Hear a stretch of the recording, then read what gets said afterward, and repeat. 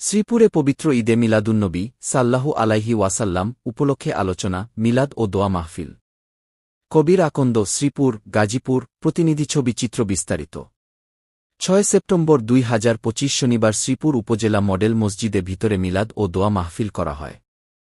অনুষ্ঠানে অংশগ্রহণ করেন কেন্দ্রীয় বিএনপির সহস্বাস্থ্য বিষয়ক সম্পাদক এবং গাজীপুর জেলা বিএনপির সিনিয়র যুগ্ম আহ্বায়ক অধ্যাপক ডাক্তার এস.এম. রফিকুল ইসলাম বাচ্চু।